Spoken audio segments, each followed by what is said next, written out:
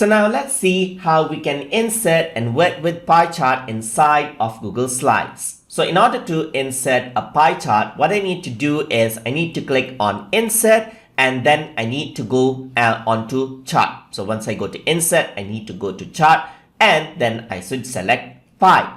So once I do that, what happens is that the pie chart is inserted, and in order to edit its data and looks, I need to edit its source by going on to the top right hand corner and by clicking on this icon and by clicking on Open Source. So once I do that, the pie chart opens up in Google Sheets, and over here what you can do is you can scroll on to the top and here change the value. So over here, what I want to do is, let's say, for example, change this. So I'm just going to go around and interest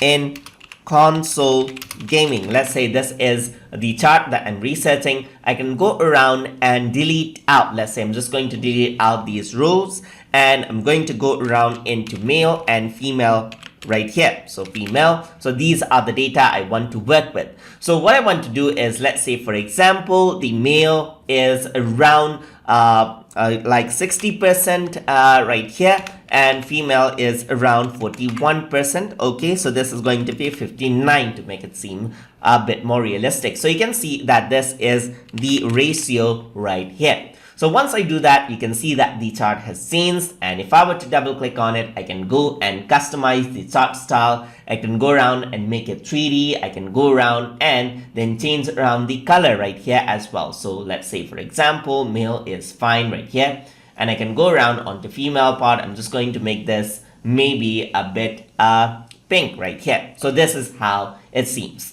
Once I'm happy with the outlook of the chart, then I can go back onto Google Slides and then I can hit the update button, and this is how it looks, as you can see. And that is how you can insert and work with pie chart inside of Google Slides. So hope you guys learned something as always, and as always, please like, comment, share and subscribe.